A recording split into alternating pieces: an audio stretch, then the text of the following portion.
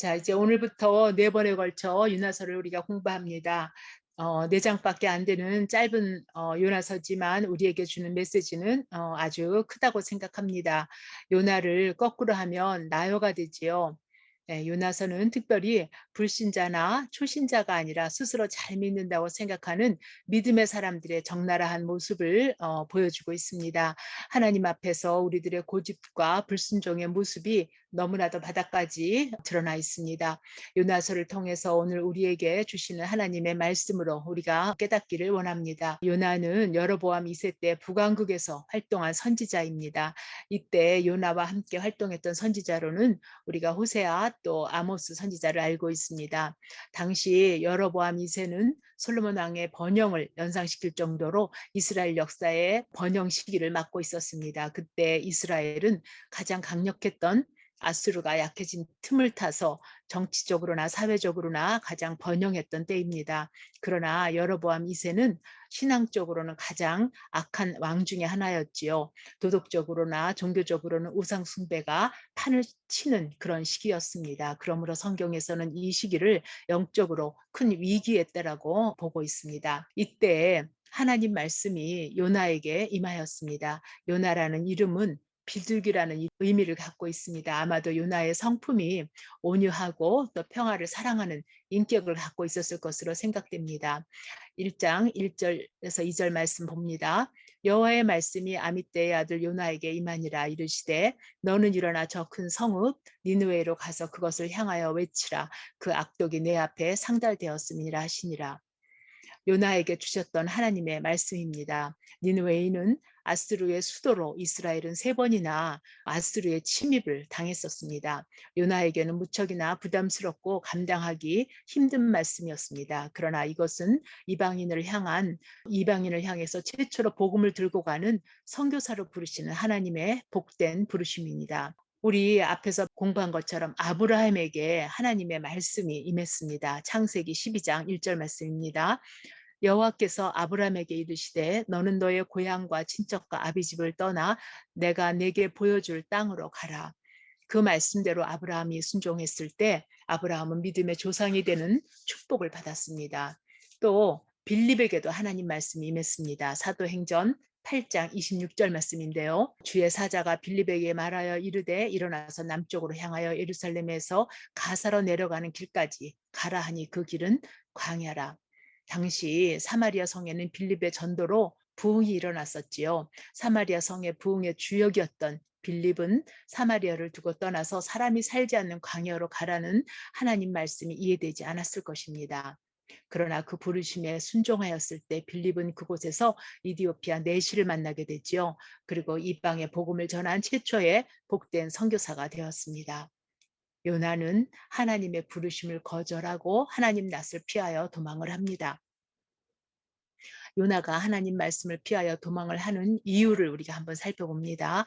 첫째, 니느웨이와 같은 큰 성에서 회개를 외쳐야 하는데 자신을 볼 때 무력감에서 오는 좌절의 어려움이 있었을 것입니다. 2절에 보면요. 니느웨이 성을 저 큰 성 니느웨이라고 말하고 있습니다. 니느웨이 성은 좌우를 알지 못하는 어린 아이들만 해도 12만 명이라고 했습니다. 그 성이 얼마나 큰지 성을 가로지르는데 3일이 걸렸다고 해요. 성벽의 높이는 100피트로 10층 높이보다도 높았습니다. 그리고 성벽은 넓이가 얼마나 넓은지 마차 3대가 나란히 달릴 수 있었다고 합니다. 이 거대한 큰 성 앞에서 요나 혼자 알지도 못하는 하나님을 외친다고 무슨 소용이 있겠나 하는 자신의 무력함입니다. 우리 앞에 있는 문제가 우리한테 크게 보입니다. 문제보다 크신 하나님을 보지 못할 때 우리는 좌절하고 낙심할 수밖에 없지요. 두 번째는 니느에 대한 요나의 미움과 두려움입니다. 니느의 성의 악독함이 하나님께 상달됐다고 했지요. 아수르는 정복민들에게 민족 말살을 위해서 혼인 정책을 썼거든요. 그래서 어느 나라보다도 악독했습니다. 나훔서 3장 1절 우리 살펴봅니다. 나훔서에는 이렇게 기록하고 있습니다. 화 있을진저 피의 성이며 그 안에는 거짓이 가득하고 포악이 가득하며 탈취가 떠나지 아니하는도다.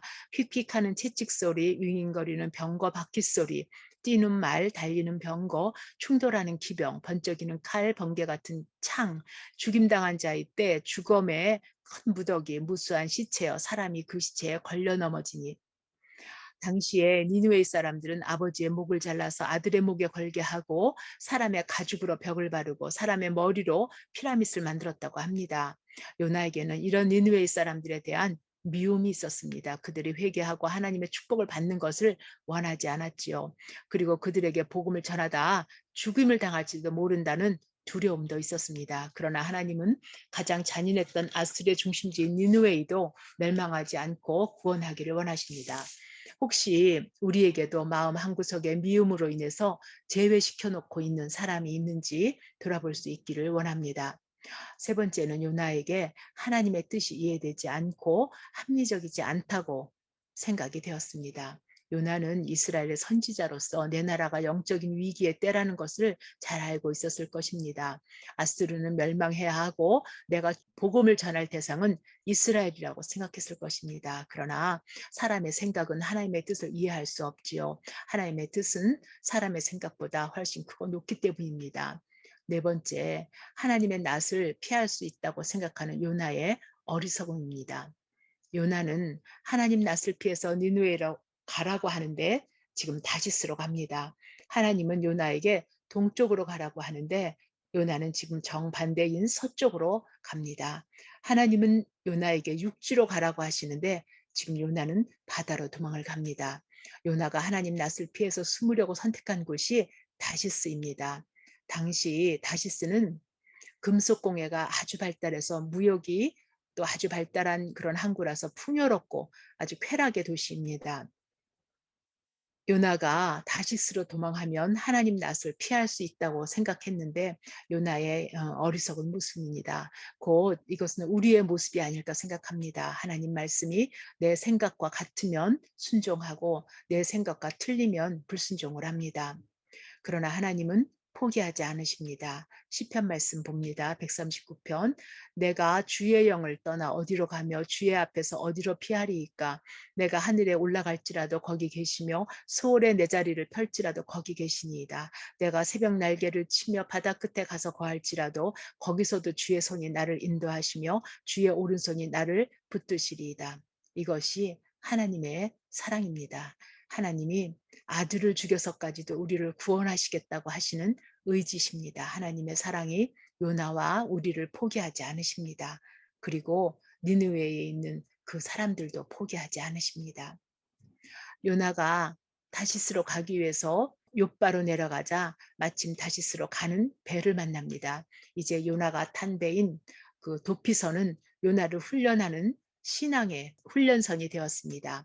우리의 삶에는 늘 환경과 사람을 통한 아픔과 연단이 있지요. 그러나 이것은 회개시키고 돌이키게 하시는 하나님의 사랑입니다. 오늘 본문에는 하나님과 요나의 그러나의 반전이 6번이나 나옵니다. 한번 살펴봅니다. 첫째, 먼저 3절에 그러나 요나가 하나님의 얼굴을 피하려고 일어나 다시스로 도망하러 욥바로 내려갑니다. 두 번째 반전은 하나님의 반전입니다. 그러나 하나님은 요나를 버려두지 않으시고 풍랑을 일으키십니다.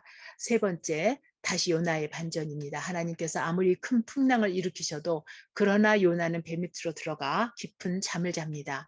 네 번째, 하나님의 반전이지요. 요나가 아무리 깊은 잠이 들어도 그러나 하나님은 선장을 시켜서 요나를 깨우십니다. 제비뽑기를 통해서 요나가 문제라는 것을 알게 하십니다. 다섯 번째, 요나의 반전입니다. 그러나 요나는 하나님 말씀에 순종하지 않고 오히려 죽음을 택합니다. 요나는 자기를 바다에 던지라고 합니다. 여섯 번째, 하나님의 반전. 그러나 하나님은 요나를 죽게 버려두지 않으시고 수호를 준비하여 요나를 살리셨습니다. 이 하나님과 요나의 관계 속에서 우리는 요나를 향한 하나님의 고집스러운 사랑을 알 수 있습니다. 본문 5절에는요, 배가 거의 깨지게 돼서 사공들이 각자 자기의 신을 부르고 물건들을 버리는 때에 요나는 배 밑으로 들어가서 깊은 잠이 들었다고 하고 있습니다. 요나가 잠을 자는 사이 풍랑이 온 것이 아니지요. 요나는 하나님이 풍랑을 일으키신 줄을 알고 있었습니다. 그러나 무관심으로 배 밑으로 내려가 잠을 잡니다. 풍랑의 두려움으로 선장은 요나의 잠을 깨웁니다. 그리고 잠자는 요나에게 일어나서 하나님께 기도하라고 꾸짖습니다. 선장이 요나에게 기도하라고 합니다. 여기서 요나는 잠자는 성도를 상징하고 풍랑을 만난 배는 세상을 의미합니다.